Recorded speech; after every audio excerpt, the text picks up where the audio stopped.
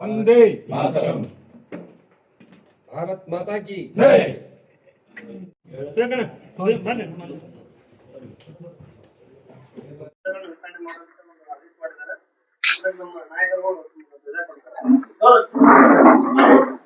ಡಿ.ಕೆ. ಶಿವಕುಮಾರ್ ಏನು ಯೋಚನೆ ಮಾಡಿ ಪರಿಶಿಷ್ಟ ಪಂಗಡದ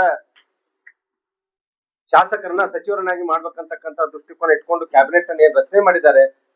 ಈ ಒಂದು ಕ್ಯಾಬಿನೆಟ್ ಅಲ್ಲಿ ಬಹುತೇಕ ಬಿ ನಾಗೇಂದ್ರ ಅವ್ರನ್ನ ಏನಪ್ಪಾ ಅಂತಂದ್ರೆ ಸಚಿವರನ್ನಾಗಿ ಅವ್ರು ನೇಮಕ ಮಾಡಿದ್ದಾರೆ ಅಂತ ಹೇಳಿ ನಾನೊಂದು ಪ್ರಶ್ನೆ ಕೇಳ್ತಾ ಇದ್ದೀನಿ ಮಾನ್ಯ ಮುಖ್ಯಮಂತ್ರಿಗಳೇ. ಇಡೀ ಪರಿಶಿಷ್ಟ ಪಂಗಡ ವರ್ಗದಲ್ಲಿ ಬಿ ನಾಗೇಂದ್ರನ್ ಬಿಟ್ರೆ ಬೇರೆ ಯಾರು ಪರಿಶಿಷ್ಟ ಪಂಗಡ ವ್ಯಕ್ತಿಗಳಿಗೆ ಯಾರು ಕಣ್ಣಿಗೆ ಸಿಗ್ಲಿಲ್ವಾ? ಈಗಾಗಲೇ ಅವ್ರ ಮೇಲೆ ಆರೋಪ ಸಾಬೀತಾಗಿದೆ. ವಾಲ್ಮೀಕಿ ಹಗರಣದಲ್ಲಿ ಏನಪ್ಪಾ ಅಂತಂದ್ರೆ ಭ್ರಷ್ಟಾಚಾರ ಆಗಿದ್ದಾರೆ. ಇಡಿ ಅವ್ರನ್ನ ಬಂಧಿಸಿದೆ. ಅವ್ರಿಗೆ ಮನ್ಮನ್ ಏನಪ್ಪಾ ಅಂತಂದ್ರೆ ಜಾಮೀನ್ ಅವ್ರಿಗೆ ಏನಪ್ಪಾ ಅಂತಂದ್ರೆ ಮಂಜೂರಾತಿ ಕೊಟ್ಟಿದೆ. ಅದೇನಪ್ಪಾ ಅಂದ್ರೆ ದೇಶ ಬಿಟ್ಟು ಹೋಗಂಗಿಲ್ಲ ಅಂತಕ್ಕಂಥದ್ದು ಏನಪ್ಪಾ ಅಂತಂದ್ರೆ ಆಗಿದೆ. ಇಂಥ ಸಂದರ್ಭದಲ್ಲಿ ಸರ್ಕಾರದ ಇಮೇಜ್ ಅನ್ನು ಹೆಚ್ಚು ಮಾಡ್ಬೇಕಂತಕ್ಕಂಥ ಏನು ದೃಷ್ಟಿಕೋನ ಇದೆಯಲ್ಲ ಮಾನ್ಯ ಮುಖ್ಯಮಂತ್ರಿಗಳೇ, ಇವತ್ತು ಭ್ರಷ್ಟಾಚಾರದ ಆರೋಪದಲ್ಲಿ ಇರ್ತಕ್ಕಂತ ಬಿ ನಾಗೇಂದ್ರನ್ ಏನಪ್ಪಾ ಅಂತಂದ್ರೆ ನೀವು ಮತ್ತೆ ಸಚಿವ ಸಂಪುಟಕ್ಕೆ ಸೇರಿಸ್ಕೊಂಡು ಏನಪ್ಪಾ ಅಂತಂದ್ರೆ ಇಡೀ ಏನಪ್ಪಾ ಅಂದ್ರೆ ಸಂಪುಟಕ್ಕೆ ಇಡೀ ಸರ್ಕಾರಕ್ಕೆ ಏನಪ್ಪಾ ಅಂದ್ರೆ ಇಡೀ ರಾಜ್ಯದಲ್ಲಿ ಇರ್ತಕ್ಕಂಥ ಜನಕ್ಕೆ ನೀವು ದೊಡ್ಡ ರೀತಿಯ ಅನ್ಯಾಯ ಮಾಡ್ತೀರಿ ಅಂತಕ್ಕಂಥದ್ದನ್ನ ಈ ಸಂದರ್ಭದಲ್ಲಿ ಹೇಳಿಕ್ಕೆ ಇಚ್ಛೆ ಪಡ್ತಾ ಇದ್ದೀವಿ. ವಿಶೇಷವಾಗಿ ಪರಿಶಿಷ್ಟ ಪಂಗಡದ ಜನಕ್ಕೆ ಏನಪ್ಪಾ ಅಂದ್ರೆ ನೀವು ಅನ್ಯಾಯ ಮಾಡ್ತಾ ಇದ್ರಿ. ಯಾಕಂದ್ರೆ ಭ್ರಷ್ಟಾಚಾರದ ಇರ್ತಕ್ಕಂತ ಯಾರು ಪರಿಶಿಷ್ಟ ಪಂಗಡದ ಜನ ಇದ್ದಾರೆ ಅವರ ಕಲ್ಯಾಣಕ್ಕಾಗಿ ಮೀಸಲಿಟ್ಟಂತ ಹಣವನ್ನ ಏನಪ್ಪಾ ಅಂತಂದ್ರೆ ಇವತ್ತು ದುರುಪಯೋಗ ಮಾಡ್ತಕ್ಕಂಥ ಒಬ್ಬ ಸಚಿವರನ್ನ ನೀವು ಮತ್ತೆ ಸಚಿವ ಸಂಪುಟಕ್ಕೆ ಸೇರಿಸುವುದರ ಮೂಲಕ ಇಡೀ ಪರಿಶಿಷ್ಟ ಪಂಗಡದ ಜನಕ್ಕೆ ಏನಪ್ಪಾ ಅಂದ್ರೆ ನೀವು ಅನ್ಯಾಯ ಮಾಡ್ತೀರಿ ಅಂತಕ್ಕಂಥ ಈ ಸಂದರ್ಭದಲ್ಲಿ ಹೇಳಿಕ್ಕೆ ಇಚ್ಛೆ ಪಡ್ತಾ ಇದ್ದೀವಿ. ಯಾಕಂದ್ರೆ ಈ ರೀತಿ ಇರ್ತಕ್ಕಂಥ ಸಂದರ್ಭದಲ್ಲಿ ನಾವು ಪರಿಶಿಷ್ಟ ಪಂಗಡದಲ್ಲಿ ಇರ್ತಕ್ಕಂಥ ಸಾಕಷ್ಟು ಜನ ಇದ್ದಾರೆ. ಅನೇಕ ಜನ ಮಹಿಳೆ ಇದ್ದಾರೆ. ಅನ್ನಪೂರ್ಣ ತುಕಾರಾಮ್ ಇದ್ದಾರೆ ಸಂಡೂರಿನಲ್ಲಿ, ಅದೇ ಭಾಗದಲ್ಲಿ ಇರ್ತಕ್ಕಂಥ ಒಬ್ಬ ಮಹಿಳೆ ಇದ್ದಾರೆ. ನೀವು ಆ ಭಾಗಕ್ಕೆ ಏನಪ್ಪಾ ಮಹಿಳೆಯರಿಗೆ ಅವಕಾಶ ಕೊಡೋದ್ ಮೂಲಕ ಇಡೀ ಸಂಪುಟದಲ್ಲಿ ಒಬ್ಬ ಮಹಿಳೆಗೆ ಅವಕಾಶ ಕೊಡ್ಬೋದಿತ್ತು. ಅಂದ್ರೆ ನಿಮ್ಗೆ ಏನಂತಂದ್ರೆ ಇಡೀ ಹೈಕಮಾಂಡ್ ಆಗಿರ್ಬೋದು, ಯಾರು ಪಕ್ಷಕ್ಕೋಸ್ಕರ ಹಣವನ್ನ ಕೊಟ್ಟಿದ್ದಾರೋ, ಪಕ್ಷಕ್ಕೋಸ್ಕರ ಯಾರು ಮಾಡಿದಾರೋ ಅವನ್ನ ರಕ್ಷಣೆ ಮಾಡೋಕೋಸ್ಕರ ಏನಪ್ಪಾ ಅಂತಂದ್ರೆ ಇವತ್ತು ತರಾತುರಿಯಲ್ಲಿ ಏನಪ್ಪಾ ಅಂತಂದ್ರೆ ಅವರನ್ನ ಮುಖ್ಯಮಂತ್ರಿ ಏನಪ್ಪಾ ಅಂತಂದ್ರೆ ಇವತ್ತು ಕ್ಯಾಬಿನೆಟ್ ಅಲ್ಲಿ ಸೇರ್ತಕ್ಕಂಥ ಕೆಲಸವನ್ನು ಮಾಡಿದಾರಲ್ಲ, ನಿಜಕ್ಕೆ ಏನಪ್ಪಾ ಅಂತಂದ್ರೆ ಇದು ಅಕ್ಷಮ ಅಪರಾಧ ಈ ಸರ್ಕಾರದಲ್ಲಿ ಇರ್ತಕ್ಕಂಥದನ್ನ. ಈ ಕೂಡಲೇ ಏನಪ್ಪಾ ಅಂತಂದ್ರೆ ಭಾರತೀಯ ಜನತಾ ಪಾರ್ಟಿ ಇದನ್ನ ಅಕ್ಷಮವಾಗಿ ಏನಪ್ಪಾ ಅಂತ ಖಂಡಿಸ್ತಿದೆ. ಇದರ ಹೋರಾಟದ ಪರಿಣಾಮ ಏನಪ್ಪಾ ಅಂದ್ರೆ ರಾಜೀನಾಮೆ ಕೊಟ್ಟಿದ್ರು. ಮತ್ತೆ ಸರ್ಕಾರ ಏನಪ್ಪಾ ಅಂತಂದ್ರೆ ಇವತ್ತು ಅವ್ರನ್ನ ನೇಮಕ ಮಾಡಿದೆ. ಹಾಗಾಗಿ ಇವತ್ತು ಭಾರತೀಯ ಜನತಾ ಪಾರ್ಟಿ ನಾಳೆ ನಡೀತಕ್ಕಂತ 13ನೇ ತಾರೀಕು ನಡೀತಕ್ಕಂತ ಅಧಿವೇಶನ ಇದೆಯಲ್ಲ, ಈ ಅಧಿವೇಶನ ಏನಪ್ಪಾ ಅಂದ್ರೆ ನಡಿಲಿಕ್ಕೆ ಬಿಡಲ್ಲ ಅಂತಕ್ಕಂಥದ್ದು ಈಗಾಗಲೇ ಏನಪ್ಪಾ ಅಂದ್ರೆ ಪಕ್ಷ ಏನಪ್ಪಾ ಅಂತಂದ್ರೆ ತೀರ್ಮಾನ ಮಾಡಿದೆ. ಹಾಗಾಗಿ ಇಡೀ ಜಿಲ್ಲೆಯಲ್ಲಿ ಆಗಿರ್ಬೋದು, ಬೇರೆ ಬೇರೆ ಎಲ್ಲಾ ಕಡೆ ಏನಂತಂದ್ರೆ ಎಸ್ಸಿ ಮತ್ತು ಎಸ್ಟಿ ಮೋರ್ಚಾಗಳ ನೇತೃತ್ವದಲ್ಲಿ ಒಂದು ಹೋರಾಟವನ್ನು ಹಮ್ಮಿಕೊಳ್ಬೇಕಂತಕ್ಕಂಥ ಯೋಚನೆ ಸಂದರ್ಭದಲ್ಲಿ ಮಾಡ್ತಾರೆ. ಹಾಗಾಗಿ ಮಾನ್ಯ ಮುಖ್ಯಮಂತ್ರಿಗಳು ನಾನು ಈ ಸಂದರ್ಭದಲ್ಲಿ ಆಗ್ರಹ ಮಾಡ್ತಾ ಇದ್ದೀನಿ, ನೀವು ಪರಿಶಿಷ್ಟ ಪಂಗಡದಲ್ಲಿ ಇರ್ತಕ್ಕಂತ ಬೇರೆ ಯಾರಿದ್ದಾರೆ ಶಾಸಕರನ್ನ ಅವ್ರನ್ನೇನಪ್ಪಾ ಅಂತಂದ್ರೆ ಸಚಿವ ಸಂಪುಟಕ್ಕೆ ಸೇರಿಸ್ಕೊಂಡು ಪರಿಶಿಷ್ಟ ಪಂಗಡ ಏನಪ್ಪಾ ಅಂದ್ರೆ ನ್ಯಾಯ ಕೊಡ್ತಕ್ಕಂಥ ಕೆಲಸವನ್ನ ಮಾಡ್ರಿ ಅಂತಕ್ಕಂಥದ್ರೆ ಈ ಸಂದರ್ಭದಲ್ಲಿ ಹೇಳಿಕ್ಕೆ ಇಚ್ಛೆ ಪಡ್ತಾ ಇದ್ದೀನಿ.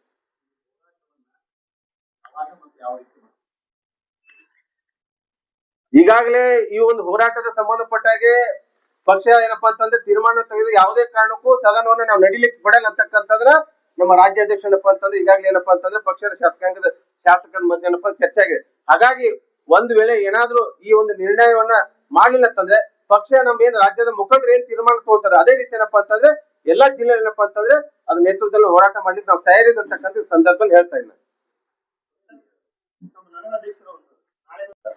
ಮಿತ್ರರನ್ನ ಇನ್ನೊಮ್ಮೆ ಸ್ವಾಗತಿಸುತ್ತಾ ಎಲ್ಲ ಪತ್ರಿಕಾಗೋಷ್ಠಿಯಲ್ಲಿ ಉಪಸ್ಥಿತರಿರ್ತಕ್ಕಂಥ ಎಲ್ಲ ನಮ್ಮ ಪಕ್ಷದ ಮುಖಂಡರೆ, ಏನು 2023ರಲ್ಲಿ ಈ ರಾಜ್ಯದಲ್ಲಿ ಏನು ಕಾಂಗ್ರೆಸ್ ಸರ್ಕಾರ ಅಧಿಕಾರಕ್ಕೆ ಬಂದ ಮೇಲೆ ನಿರಂತರವಾಗಿ ಪರಿಶಿಷ್ಟ ಜಾತಿ ಮತ್ತು ಪರಿಶಿಷ್ಟ ಪಂಗಡ ಹಿಂದುಳಿದ ಸಮುದಾಯಗಳ ಮೇಲೆ ನಿರಂತರ ಏನಿವರು ಅನ್ಯಾಯ ಮಾಡುತ್ತಾ ಬಂದಿದ್ದಾರೆ. ಉದಾಹರಣೆಗಂದ್ರೆ 2024, 25, 23, 24ರಲ್ಲಿ SCP TSP ಯೋಜನೆಯ ಸುಮಾರು 41,000 ಅಧಿಕ ಹಣವನ್ನು ಇವರು ಬೇರೆ ಯೋಜನೆಗೆ ಡೈವರ್ಟ್ ಮಾಡಿದ್ದು ಆಗಿರ್ಬೋದು. ಮತ್ತು 2024, 25ರಲ್ಲಿ ಏನು ಅಣ್ಣವ್ರು ಹೇಳೋದಾಗೆ ವಾಲ್ಮೀಕಿ ನಿಗಮದಲ್ಲಿ 187 ಕೋಟಿಯಷ್ಟು ಅನುದಾನವನ್ನ ಭ್ರಷ್ಟಾಚಾರ ಮಾಡಿರ್ತಕ್ಕಂಥ ಏನು ಮಂತ್ರಿ ಅದ ನಾಗೇಂದ್ರ ಅನ್ನುವಂಥವರನ್ನ ಅವತ್ತಿನ ದಿನ ಭಾರತೀಯ ಜನತಾ ಪಕ್ಷದ ಹೋರಾಟ ಮಾಡಿದ ಒಂದು ಇದ್ರ ಸಲುವಾಗಿ ಅವರನ್ನ ಸಚಿವ ಸಂಪುಟದಿಂದ ಕೈಬಿಟ್ರು. ಆದ್ರೆ ಈಗ ಮತ್ತೆ ನಾಗೇಂದ್ರನ್ ಅವರನ್ನ ಏನು ಸಚಿವ ಸಂಪುಟಕ್ಕೆ ತಗೊಂಡಿದ್ದಾರೆ. ಆ ವಿಷಯದ ಕುರಿತು ಇವತ್ತು ಪತ್ರಿಕಾಗೋಷ್ಠಿಯನ್ನ ವಿವರವಾಗಿ ನಮ್ಮ ವಿವೇಕಾನಂದ ಅವರು ಹೇಳಿದ್ದಾರೆ. ನಾವ್ ಹೇಳೋದಿಷ್ಟೇ, ವಿಧಾನಸೌಧ ಅಧಿವೇಶನದಲ್ಲೇ ಮಾನ್ಯ ಅಂದಿನ ಮುಖ್ಯಮಂತ್ರಿ ಆಗಿರ್ತಕ್ಕಂಥ ಸಿದ್ದರಾಮಯ್ಯನವರೇನೆ ಹೇಳಿದ್ದಾರೆ, ಇಲ್ಲ ಅದು 187 ಕೋಟಿಯಷ್ಟು ಭ್ರಷ್ಟಾಚಾರ ಆಗಿಲ್ಲ, ಅದು ಬರೇ 89 ಕೋಟಿಯಷ್ಟು ಆಗಿದೆ ಅಂತ ಹೇಳಿ ಮಾನ್ಯ ಅವತ್ತಿನ ಮುಖ್ಯಮಂತ್ರಿಗಳನ್ನೇ ಅದನ್ನು ಒಪ್ಪಿಕೊಂಡಿದ್ದಾರೆ. ಅವತ್ತಿನ ಮುಖ್ಯಮಂತ್ರಿಗಳು ಒಪ್ಪಿಕೊಂಡಿದ್ರು ಸಹಿತ ಇವತ್ತಿನ ದಿನ ಮತ್ತೆ ನಾಗೇಂದ್ರ ಅವರನ್ನ ನೀವು ಸಂಪುಟಕ್ಕೆ ಸೇರಿಸ್ಕೊಂಡಿದ್ದೀರಿ ಅಂದ್ರೆ ನಾವು ಹೇಳಕ್ ಇಚ್ಛೆ ಪಡ್ತೀವಿ. ನಮ್ಮೆಲ್ಲ ರಾಜ್ಯದ ಜನರಿಗೆ ಇದನ್ನ ಏನ್ ಸಂಶಯ ಬರ್ತದಪ್ಪ ಅಂದ್ರೆ ಆ ಒಂದು ಭ್ರಷ್ಟಾಚಾರದಲ್ಲಿ ಸಂಪೂರ್ಣ ಅಂದಿನ ಮುಖ್ಯಮಂತ್ರಿಗಳು, ಅಂದಿನ ಉಪಮುಖ್ಯಮಂತ್ರಿ, ಇಂದಿನ ಮುಖ್ಯಮಂತ್ರಿ ಒಳಗೊಂಡಂತೆ ಇಡೀ ಸರ್ಕಾರ ಇವತ್ತಿನ ಆ ಹಗರಣದಲ್ಲಿ ಭಾಗಿಯಾಗಿದೆ. ಇನ್ನು ನಾಗೇಂದ್ರಗೆ ಏನಾದ್ರೂ ಸಂಪುಟದಲ್ಲಿ ನೀವು ತೊಗದೇ ಹೋಗಿದ್ರೆ ಅವ ಇಡೀ ನೀವು ಮಾಡಿರ್ತಕ್ಕಂಥ ಎಲ್ಲಾ ವಿಚಾರಗಳನ್ನ ಸಮಾಜಕ್ಕೆ ಹೇಳತ್ತಂತೇಳಿ ನಾಗೇಂದ್ರ ಅವರು ಬ್ಲಾಕ್ ಮೇಲ್ ಮಾಡಿದ ಪರಿಣಾಮವಾಗಿ ನೀವು ನಾಗೇಂದ್ರ ಅವರನ್ನ ಮತ್ತೆ ಸಂಪುಟಕ್ಕೆ ಸೇರಿಸ್ಕೊಂಡಿದ್ದೀರಿ. ಹೀಗಾಗಿ ಇದು ಏನ ವ್ಯವಸ್ಥೆ ಅದಲ್ಲ ಎಲ್ಲದಕ್ಕೂ ಇಡೀ ಸರ್ಕಾರ ಹೊಣೆ ಅದ. ಹೀಗಾಗಿ ಮಾನ್ಯ ಹಿಂದಿನ ಮುಖ್ಯಮಂತ್ರಿ ಆಗಿರ್ತಕ್ಕಂಥ ಸಿದ್ದರಾಮಯ್ಯನವರನ್ನೇ ಇದನ್ನು ಒಪ್ಪಿಕೊಂಡಿರೋದ್ರಿಂದ ಮಾನ್ಯ ನಾಗೇಂದ್ರ ಅವ್ರು ಏನಿದಾರ ಅವರನ್ನ ಕೈ ಬಿಡಬೇಕು. ಸಂಪುಟದಿಂದ ಒಂದು ವೇಳೆ ಅವರನ್ನ ಕೈ ಬಿಡದೇ ಹೋಗಿದ್ದಲ್ಲಿ ಈಗ ಅಣ್ಣವ್ರು ಹೇಳಿದ ಪ್ರಕಾರ ಇಡೀ ಭಾರತೀಯ ಜನತಾ ಪಾರ್ಟಿ ನಮ್ಮ ರಾಜ್ಯಾಧ್ಯಕ್ಷ ವಿಜೇಂದ್ರ ಅವರಾಗಿರ್ಬೋದು, ಎಸ್ ಟಿ ಮೋರ್ಚಾ ರಾಜ್ಯಾಧ್ಯಕ್ಷ ಬಂಗಾರ ಹನುಮಂತ ಅವರ ಒಂದು ಆದೇಶದ ಮೇರೆಗೆ ನೇತೃತ್ವದಲ್ಲಿ ಇಡೀ ರಾಜ್ಯಾದ್ಯಂತ ನಮ್ಮ ವಿಜಯಪುರ ಜಿಲ್ಲೆಯು ಸಹಿತ SC ST ಮತ್ತು OBC ಸಮುದಾಯವನ್ನ ಕೂಡಿ ಅವರ ರಾಜೀನಾಮೆ ಕೊಡುವವರೆಗೂ ನಾವು ಉಗ್ರವಾದ ಹೋರಾಟ ಮಾಡ್ತೀವಿ. ಒಂದು ವೇಳೆ ರಾಜೀನಾಮೆ ಕೊಡದೇ ಇದ್ರೆ ಉಗ್ರವಾಗಿ ಹೋರಾಟ ಮಾಡ್ತೀವಿ. ಅವ್ರು ಕೊಡೋತನ ನಾವು ಬಿಡೋದಿಲ್ಲ ಅನ್ನುವಂತ ಮಾತನ್ನ ಈ ಸಂದರ್ಭದಲ್ಲಿ ನಾವು ಹೇಳಕ್ ಇಚ್ಛೆ ಮಾಡಿದ್ದಾರೆ ಅಂತ ಹೇಳ್ತಾ ಇದ್ರಲ್ಲ, ಏನದು ಬ್ಲಾಕ್ ಮೇಲ್? ಅಲ್ಲ ಸರ್, ಅವ್ರ ಮೇಲೆ ಇವತ್ತಿನ ದಿನ ಅವ್ರ ಆರೋಪ ಅದಾರ, ಹೌದ್ರಿ. ಈಗ ಅವರೆಲ್ಲ ಇದ್ರು ಸಹಿತ ನೀವು ಹೊಳ್ಳಿ ಯಾಕೆ ಸಂಪುಟಕ್ಕೆ ತಗೊಂಡ್ರಿ? ಅವ್ರಿಗೆ ಕ್ಲೀನ್ ಚಿಟ್ ಸಿಕ್ಕಿದೆ. ನೀವೇನ್ ಮಾಡಿದ್ರಿ? ಸರ್ಕಾರ ಇದ್ದಾಗ CID ಅಂತೇಳಿ ತಂಡನ ರಚನೆ ಮಾಡಿ ಅವ್ರನ್ನ ಕ್ಲೀನ್ ಚಿಟ್ ಕೊಟ್ರಿ. ಭಾರತೀಯ ಜನತಾ ಪಾರ್ಟಿ ಇಡೀ ರಾಜ್ಯಾದ್ಯಂತ ಉಗ್ರ ಹೋರಾಟ ಮಾಡಿದಾಗ ಅವರನ್ನ ED ಅವರು ಬಂಧನ ಮಾಡಿದ್ರು. ಇನ್ನು ಅವರು ಅದರಿಂದ ಮುಕ್ತ ಆಗಿಲ್ಲ ಅಂದಾಗ ಮತ್ತೆ ಸಿದ್ದರಾಮಯ್ಯನವರೇ ಒಪ್ಕೊಂಡಿದಾರಲ್ಲ 80 ಇಲ್ಲ ಅದು 187 ಕೋಟಿ ಅಲ್ಲ 80 ಅಂದ್ರೆ ನಾವು ಇಟ್ಟು ತಿಂದಿಲ್ಲ ಇಷ್ಟೇ ತಿಂದಿದೀವಿ ಅನ್ನುವಂತ ಮಾತನ್ನ ಅವರೇ ಒಪ್ಕೊಂಡಿದ್ದಾರೆ. ಅಷ್ಟು ಒಪ್ಕೊಂಡ್ರು ಸಹಿತ ನೀವು ಮತ್ತೆ ಅವ್ರಿಗೆ ತೊತ್ತಿರ ಅವ್ರ ನಿಮ್ಮ ಮೇಲೆ ಬ್ಲಾಕ್ ಮೇಲ್ ಮಾಡಿದ್ದಾರೆ. ಏನ್ ವಿಷಯ black mail? Sir black mail ಯಾವ ವಿಚಾರದಲ್ಲಿ ಬ್ಲಾಕ್? ನೋಡ್ತಾರೆ, ಈಗ ಅದೇನು ಭ್ರಷ್ಟಾಚಾರ ಆಗಿದೆ ಆ ಸಂದರ್ಭದಲ್ಲಿ ಅದರ ಎಲ್ಲರಿಗೂ ಅದರ ಪಾಲು. ಕಾಂಗ್ರೆಸ್ಸಿನ ಅಣ್ಣವ್ರು ಹೇಳಿದಾಗೆ ತೆಲಂಗಾಣ ಚುನಾವಣೆ ಆಗಿರ್ಬೋದು, ಬಳ್ಳಾರಿಯ ಲೋಕಸಭೆ ಚುನಾವಣೆಯಲ್ಲಿ ಆ ದುಡ್ಡು ತಂದು ಬಳಸಿದ್ದಾರೆ. ಹೀಗಾಗಿ ಅದನ್ನೆಲ್ಲ ಅವ್ರು ಹೊರಗೆ ಹಾಕ್ತಿದ್ದಾರೆ. ನಾಗೇಂದ್ರ ಒಂದು ವೇಳೆ ನಮ್ಮನ್ನ ನೀವು ಸಚಿವ ಸಂಪುಟದ ಒಳಗೆ ತಗೊಳ್ಳಿಲ್ಲ ಅಂದ್ರೆ ಇದು ನಾ ಒಬ್ಬನೇ ಇವತ್ತಿನ ದಿನ ಹೊತ್ತು ನಾ ರಾಜೀನಾಮೆ ಕೊಟ್ಟಿದ್ದೀನಿ, ನಿಮ್ಮೆಲ್ಲರನ್ನ ಬಂಡವಾಳ ಹೊರಗೆ ಹಾಕ್ತೀನಿ ಅಂದ್ರೆ ಅಂಜೂರು ಒಳಕೊಂಡು. ಹೌದು ಸರ್,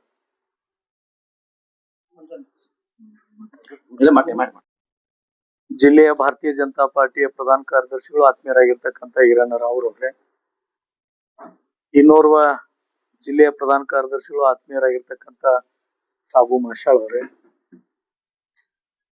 ಜಿಲ್ಲಾ ಕಾರ್ಯದರ್ಶಿಗಳು ಆತ್ಮೀಯರಾಗಿರ್ತಕ್ಕಂಥ ಕೃಷ್ಣ ಗುಣಾಳ್ಕರ್ ಅವರೇ, ಭಾರತೀಯ ಜನತಾ ಪಾರ್ಟಿಯ ಜಿಲ್ಲೆಯ ಮಾಧ್ಯಮ ಪ್ರಮುಖರು ಆತ್ಮೀಯರಾಗಿರ್ತಕ್ಕಂಥ ವಿಜಯ್ ಜೋಶಿ ಅವರೇ, ಈ ಒಂದು ಪತ್ರಿಕಾಗೋಷ್ಠಿಗೆ ಆಗಮಿಸಿರ್ತಕ್ಕಂಥ ಎಲ್ಲ ಪತ್ರಿಕಾ ಮಾಧ್ಯಮದ ಮಿತ್ರರನ್ನ ಸ್ವಾಗತಿಸುತ್ತಾ, ಕರ್ನಾಟಕದಲ್ಲಿ ಒಂದು ಸರ್ಕಾರ ರಚನೆ ಆಗಿದೆ. ಆ ಸರ್ಕಾರ ರಚನೆ ಮಾಡಿದ ಮುಖ್ಯಮಂತ್ರಿಗಳನ್ನು ಒಳಗೊಂಡಂತೆ ನಾವೊಂದು ಸರ್ಕಾರ ರಚನೆ ಆದ್ರೆ ಒಂದು ಜನರ ವಿಶ್ವಾಸ ಇರ್ತಿತ್ತು. ಹೊಸ ಸರ್ಕಾರ ರಚನೆ ಆಗಿದೆ, ಏನೋ ಆಗತ್ತೆ, ಒಳ್ಳೇದಾಗತ್ತೆ, ಒಬ್ಬ ಹೊಸ ಮುಖ್ಯಮಂತ್ರಿ ಆದ್ಮೇಲೆ ಅವನ ಸಚಿವ ಸಂಪುಟ ಒಳ್ಳೇದಿದೆ, ಚೆನ್ನಾಗಾಗತ್ತೆ ಅನ್ನುವಂತ ಜನರ ಭಾವನೆ, ಒಂದು ವಿಶ್ವಾಸ ಇರ್ತಿತ್ತು. ಆದ್ರೆ ಕಳೆದ 2 ತಿಂಗಳಿಂದ ಈ ರಾಜ್ಯದಲ್ಲಿ ಮುಖ್ಯಮಂತ್ರಿಗಳು ಪ್ರಮಾಣ ವಚನ ಸ್ವೀಕಾರ ಮಾಡಿದ ನಂತರ ಮೊದಲೊಂದು ಸಚಿವ ಸಂಪುಟವನ್ನ ರಚನೆ ಮಾಡಿದ್ರು. ಈ ಕಳೆದ 8-9 ದಿನಗಳ ಹಿಂದೆ ಮತ್ತೊಂದು ಸಚಿವ ಸಂಪುಟವನ್ನು ರಚನೆ ಮಾಡಿದ್ದಾರೆ.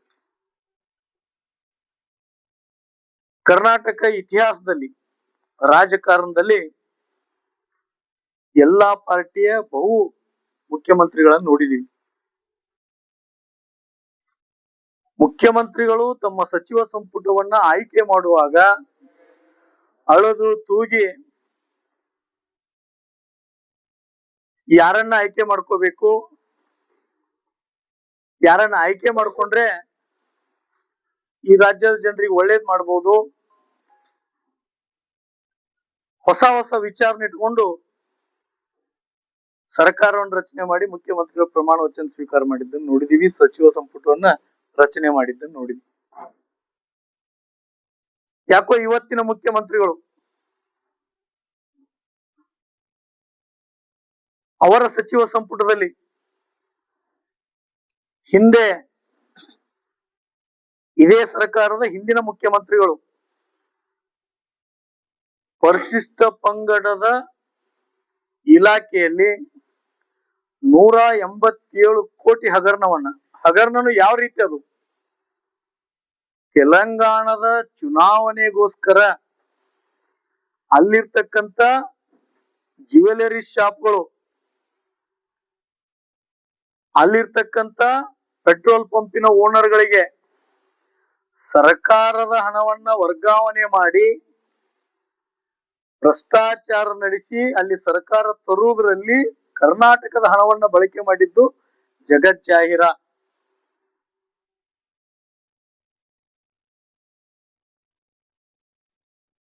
ರಾಷ್ಟ್ರೀಯ ಮಟ್ಟದಲ್ಲಿ ಎಲ್ಲಾ ಮೀಡಿಯಾದಲ್ಲಿ ಬಂದಿರತಕ್ಕಂಥದ್ದು ಆ ಬಿ ನಾಗೇಂದ್ರ ಅಂತಕ್ಕಂಥ ವ್ಯಕ್ತಿಯ ಮೇಲೆ ಇವತ್ತಿಗೂ ಇಡಿ ಕೇಸ್ ನಡೀತಾ ಇದೆ. ಅಂತವರನ್ನ ಸಚಿವ ಸ್ಥಾನವಾಗಿ ಪ್ರಮಾಣ ವಚನ ಸ್ವೀಕಾರ ಮಾಡಿದ್ದಾರೆ. ಇನ್ನೊಬ್ರು ಜಮೀರ್ ಅಹ್ಮದ್ ಖಾನ್ ವಸತಿ ಸಚಿವರಿದ್ರು ಅವಾಗ, ಅವರದೇ ಪಕ್ಷದ BR ಪಾಟೀಲ್ ಅಂತಕ್ಕಂಥ ಶಾಸಕರು ನೇರವಾಗಿ ವಿಡಿಯೋ ಮಾಡಿ ಮಾತಾಡಿರ್ತಕ್ಕಂಥದ್ದನ್ನು ತಾವೆಲ್ಲರೂ ಕಂಡಿದ್ದೀವಿ.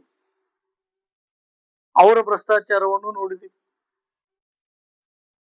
ಇನ್ನೋರ್ವರು ರಾಷ್ಟ್ರೀಯ ಮಟ್ಟದಲ್ಲಿ ಈಗ ಇರ್ತಕ್ಕಂಥ ನರೇಂದ್ರ ಮೋದಿ ಅವರಿಗೆ ಬಿಜೆಪಿಗೆ ಬೈದ್ರೆ ನನಗೆ ಸಚಿವ ಸ್ಥಾನ ಕೊಡ್ತಾರಂತ ಹೇಳಿ ವಿಚಾರವನ್ನಿಟ್ಟುಕೊಂಡು ಪ್ರತಿದಿನ ಮೀಡಿಯಾ ಮುಂದೆ ಬಂದು ಇಲ್ಲ ಸಲ್ಲದ ಆರೋಪಗಳನ್ನು ಮಾಡತಕ್ಕಂತ ಕಾರ್ಮಿಕ ಇಲಾಖೆ ಸಂತೋಷ್ ಲಾಡ್, ಕಾರ್ಮಿಕ ಇಲಾಖೆಯಲ್ಲಿ ಏನ್ ಭ್ರಷ್ಟಾಚಾರ ನಡೆದಿದೆ ಅನ್ನೋದನ್ನ ಎಲ್ಲ ಜನ ಜಾಹೀರಾಗಿದೆ, ಎಲ್ಲಾ ಜನರಿಗೆ ಗೊತ್ತಿರ್ತಕ್ಕಂಥ. ಏನ್ ಈ ರಾಜ್ಯದ ಮುಖ್ಯಮಂತ್ರಿಗಳು ಏನ್ ಮಾಡಕ್ ಹೊರಟಿದ್ದೀರಿ? ಸಚಿವ ಸಂಪುಟದಲ್ಲಿ ಸಚಿವ ಸ್ಥಾನ ತೋಳೋದಕ್ಕೆ ಹಿಂದಿನ ನಿಮ್ಮ ಸರ್ಕಾರದಲ್ಲಿ ಯಾರು ಹೆಚ್ಚು ಭ್ರಷ್ಟಾಚಾರ ಮಾಡಿ ಹಣವನ್ನು ಗಳಿಸಿದಾರೋ ಆ ಹಣವನ್ನ ಕೇಂದ್ರದ ನಿಮ್ಮ ಹೈಕಮಾಂಡಿಗೆ ಕೊಡೋದ್ರ ಮುಖಾಂತರ, ಕಾಂಗ್ರೆಸ್ಸಿನ ಹೈಕಮಾಂಡಿಗೆ ಕೊಡೋದ್ರ ಮುಖಾಂತರ ಸಚಿವ ಸ್ಥಾನವನ್ನು ಗಿಟ್ಟಿಸ್ಕೊಂಡಿದಾರ. ತಮ್ಮ ಮೇಲೆ ಇಡಿ ಕೇಸ್ ಇದ್ರು ಸಹಿತ ಎಷ್ಟು ಉಡಾಪೆಯಿಂದ ನಾಳೆ ಅವರಿಂದ ಒಬ್ಬ ಭ್ರಷ್ಟಾಚಾರಿ ಮಂತ್ರಿಯಿಂದ ಬಳ್ಳಾರಿಯಲ್ಲಿ ಧ್ವಜಾರೋಹಣ ಕಾರ್ಯಕ್ರಮವನ್ನು ಮಾಡ್ತಾ ಇದ್ವಿ. ರಾಹುಲ್ ಗಾಂಧಿ ಅವರೇ, ನಿಮ್ ಕೈಯಲ್ಲಿ ಸಂವಿಧಾನವನ್ನು ಹಿಡ್ಕೊಂಡು ತಿರುಗಾಡ್ತಾ ಇದ್ದೀರಾ. ಬಾಬಾ ಸಾಹೇಬ್ ಅಂಬೇಡ್ಕರ್ ಅವರಿಗೆ ನಾವು ಗೌರವ ಕೊಡ್ತೀವಿ ಅಂತ ಹೇಳ್ತಾ ಇದ್ದೀರಾ. ಬಾಬಾ ಸಾಹೇಬ್ ಅಂಬೇಡ್ಕರ್ ಅವರು ಕೊಟ್ಟಿರ್ತಕ್ಕಂತ ಸಂವಿಧಾನದ ಅಡಿಯಲ್ಲಿ ನಡೀತಕ್ಕಂತ ಸರ್ಕಾರದ ಸಚಿವರು 187 ಕೋಟಿ ಹಗರಣದಲ್ಲಿ ಭಾಗಿಯಾಗ್ತಕ್ಕಂಥ ವ್ಯಕ್ತಿ, ಅವ್ರನ್ನ ಸಚಿವ ಸಂಪುಟದಲ್ಲಿ ಸೇರಿಸ್ಕೊಳಕ್ ನಿಮ್ಗೆ ಗೊತ್ತಾಗ್ಲಿಲ್ವಾ?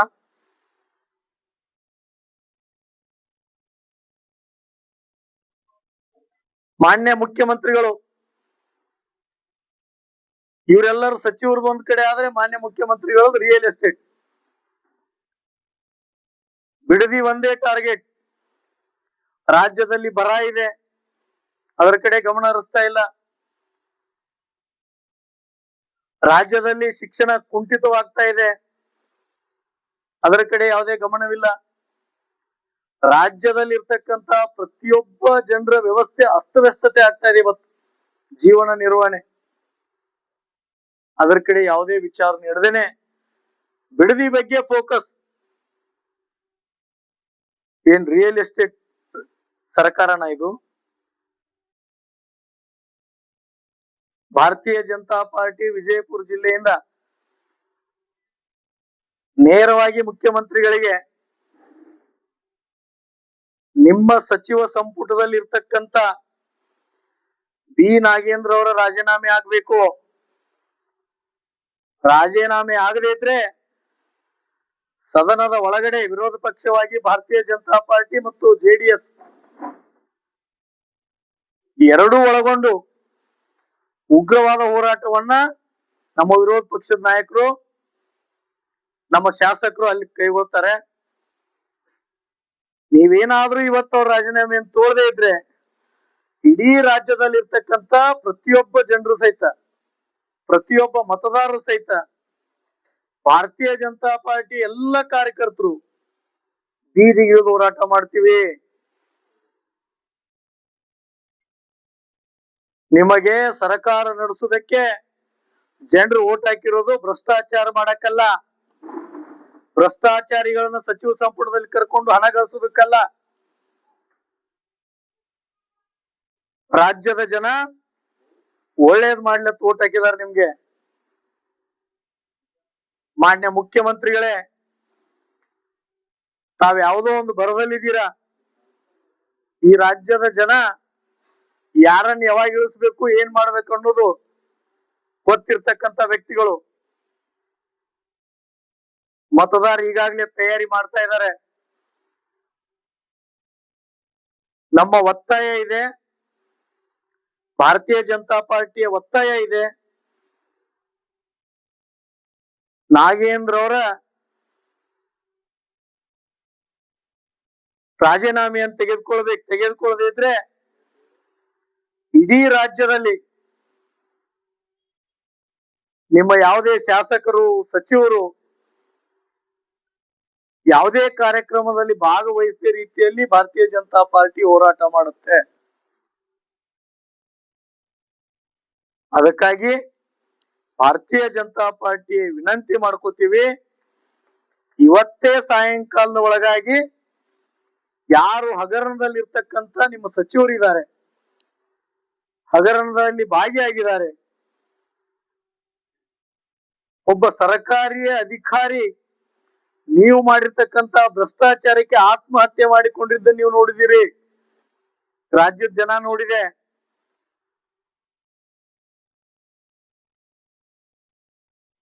ಇಂಥ ವ್ಯವಸ್ಥೆಯಲ್ಲಿ ಸಹಿತ ಅಂತ ವ್ಯಕ್ತಿಗಳನ್ನ ನೀವು ಸಚಿವ ಸಂಪುಟದಲ್ಲಿ ಸೇರಿಸ್ಕೋತೀರಂದ್ರೆ ಈ ರಾಜ್ಯವನ್ನ ಯಾವ ವ್ಯವಸ್ಥೆ ಕತ್ತೊಂಡು ಹೋಗ್ಬೇಕಂತ ವಿಚಾರ ಮಾಡಿದಿರಿ ನೀವು. ಅದಕ್ಕಾಗಿ ಭಾರತೀಯ ಜನತಾ ಪಾರ್ಟಿಯ ಇಡೀ ರಾಜ್ಯದ ಕಾರ್ಯಕರ್ತರು, ರಾಜ್ಯದ ಜನರು, ರಾಜ್ಯದ ಬಗ್ಗೆ ಚಿಂತನೆ ಮಾಡ್ತಕ್ಕಂತ ಹಿರಿಯರು ನಿಶ್ಚಯ ಮಾಡಿದ್ದಾರೆ. ಎಲ್ಲ ವರ್ಗದವರು ಸೇರ್ಕೊಂಡು ನೀವೇನಾದ್ರೂ ರಾಜೀನಾಮೆ ತಗೊಳ್ಳದೆ ಇದ್ರೆ ಇಡೀ ರಾಜ್ಯಾದ್ಯಂತ ಬೀದಿಗಿಳಿದ ಹೋರಾಟ ಮಾಡ್ತೀವಿ.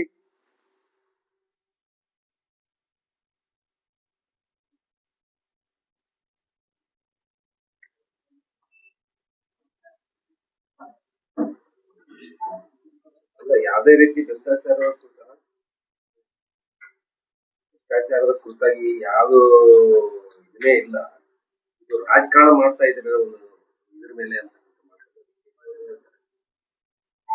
ನಾವ್ ಹೇಳೋದಲ್ಲ, ಮಾಧ್ಯಮದಲ್ಲಿ ಅವ್ರು ಏನ್ ಭ್ರಷ್ಟಾಚಾರ ಮಾಡಿದ್ದಾರೆ ಅವ್ರ ಮೇಲೆ 36 ಕೇಸ್ಗಳಿವೆ. ಈಗಾಗಲೇ 36 ಕೇಸ್ಗಳು ನಡೀತಾ ಇದೆ. ಆಮೇಲೆ ಸರ್ಕಾರ ಇಲಾಖೆಯಿಂದ ಹೋಗ್ತಕ್ಕಂತ ಹಣ ಎಲ್ಲಿ ಹೋಗಿದೆ ಅನ್ನೋದು ಪರಿಪೂರ್ಣವಾಗಿ ಇಡಿ ಕೈಯಲ್ಲಿ ಸಿಕ್ಕಿದೆ, ಇಡಿ ಬಹಿರಂಗಪಡಿಸಿದೆ. ಇದಾಗಿಯೂ ಭ್ರಷ್ಟಾಚಾರ ನಡೆದಿಲ್ಲ ಅಂದ್ರೆ ಎಷ್ಟು ಬಂಡತನದಲ್ಲಿದ್ದಾರೆ ಕಾಂಗ್ರೆಸ್ ನಾಯಕರಂತ.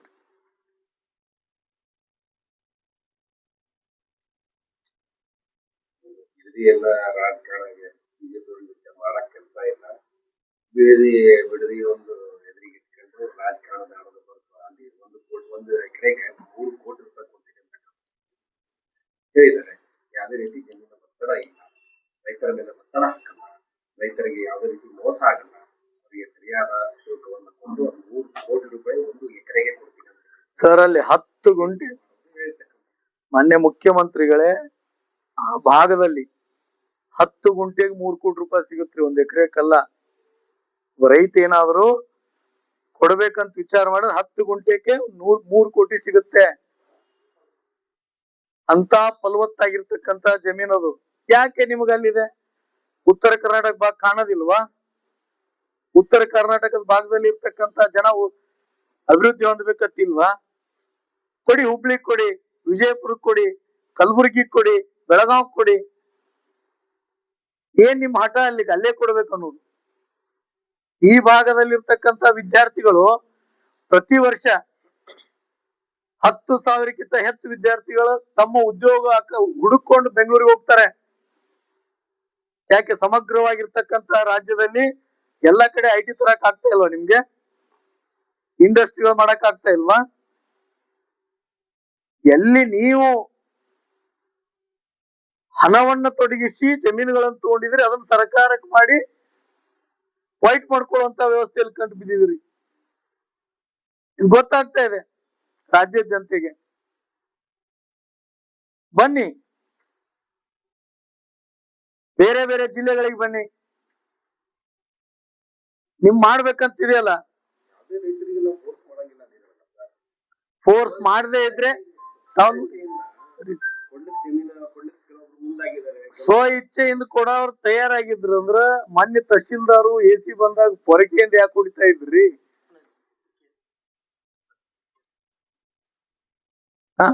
ಸ್ವ ಇಚ್ಛೆಯಿಂದ ರೈತರು ಕೊಡ್ತಿದ್ರು ಅಂದ್ರ ಮೊನ್ನೆ ಇವ್ರು ದಬ್ಬಾಳಿಕೆ ಮಾಡಿ ಹೋಗಿರ್ತಕ್ಕಂಥ ಅಧಿಕಾರಿಗಳಿಗೆ ಪೊರಕೆ ಸೇವೆ ಯಾಕೆ ಆಗ್ತಾ ಇತ್ತು?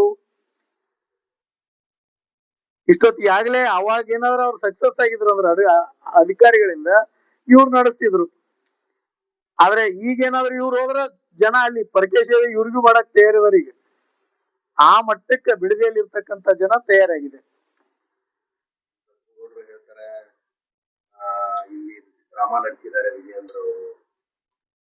ಅಲ್ಲಿ ಯಾವುದೇ ರೀತಿ ಹೋರಾಟ ಸಕ್ಸಸ್ ಆಗೋದಿಲ್ಲ. ಇವತ್ತು ಇವರೆಲ್ಲ ಡಂಬೀಕರಣ ಮಾಡ್ತಾರೆ, ನಾವು ಹೋರಾಟ ಮಾಡ್ತೀವಿ ಅನ್ನೋದು ಮಾತಾಡಿದ್ದಾರೆ.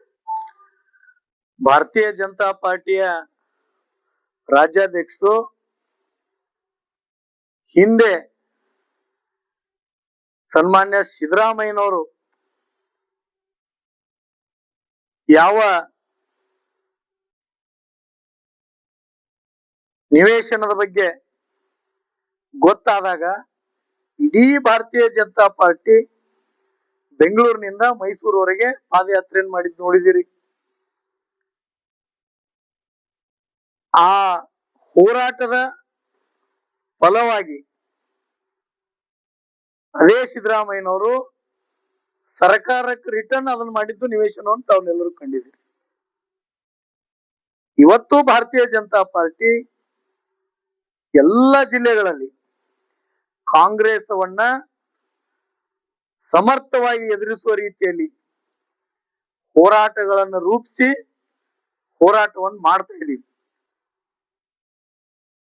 ಕಾಂಪ್ರಮೈಸ್ ಆಗಿದ್ದಾರೆ ವಿಜಯೇಂದ್ರ ಅವರು. DK ಶಿವರ ಜೊತೆ ಆಂತರಿಕವಾಗಿ ಬಹಳ ಒಪ್ಪಂದ ಮಾಡ್ಕೊಂಡಿದ್ರೆ ನನ್ನೇನ್ ನೋಟಕ್ಕೆ ಡ್ರಾಮಾ ಇದೆ ನಡೀತಾ ಇದೆ. ಭಾರತೀಯ ಜನತಾ ಪಾರ್ಟಿ ಕಟ್ಟಿರೋದೇ ಒಂದು ತತ್ವ ಸಿದ್ಧಾಂತ, ಈ ದೇಶಕ್ಕೆ ಯಾವ ರೀತಿ ಸರ್ಕಾರಗಳ ಬೇಕನ್ನುವಂತ ವಿಚಾರದಲ್ಲಿ. ಕಾಂಗ್ರೆಸ್ಸಿನ ವಿಚಾರಕ್ಕೂ ನಮ್ಮ ವಿಚಾರಕ್ಕೂ ಬಹಳ ವ್ಯತ್ಯಾಸವಿದೆ.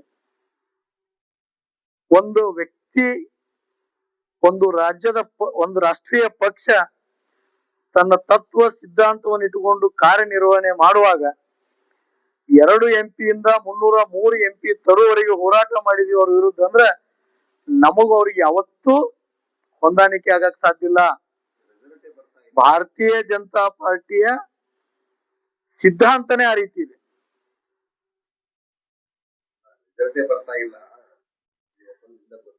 ಸ್ವತಂತ್ರ ಸಿಕ್ಕ ನಂತರ ಕರ್ನಾಟಕದಲ್ಲಿ 2 ಬಾರಿ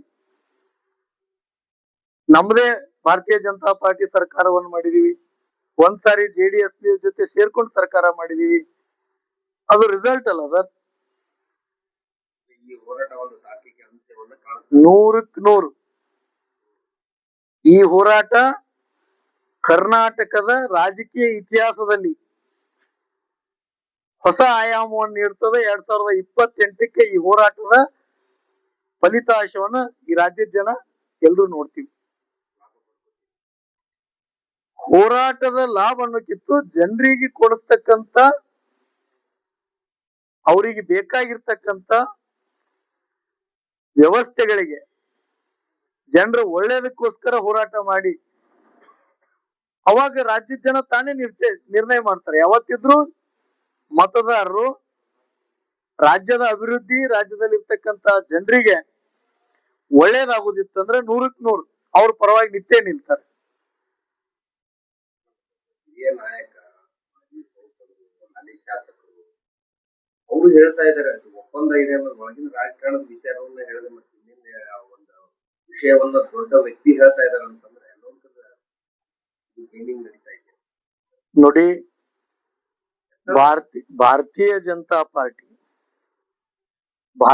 ಜನತಾ ಪಾರ್ಟಿಯಲ್ಲಿ ಇರ್ತಕ್ಕಂತ ಪ್ರತಿಯೊಬ್ಬ ನಾಯಕರು, ಜಿಲ್ಲೆಯಲ್ಲಿ ಇರ್ತನ ನಾಯಕರು ಇರ್ಬೋದು, ಕ್ಷೇತ್ರದಲ್ಲಿ ಇರ್ತಕ್ಕಂತ ನಾಯಕರು ಇರ್ಬೋದು, ರಾಜ್ಯ ಮಟ್ಟದಲ್ಲಿ ಇರ್ತಕ್ಕಂತ ನಾಯಕರು ಇರ್ಬೋದು, ಭಾರತೀಯ ಜನತಾ ಪಾರ್ಟಿ ತತ್ವ ಸಿದ್ಧಾಂತದಡಿಯಲ್ಲೇ ಕಾರ್ಯನಿರ್ವಹಣೆ ಮಾಡ್ತಾ ಇದೀವಿ.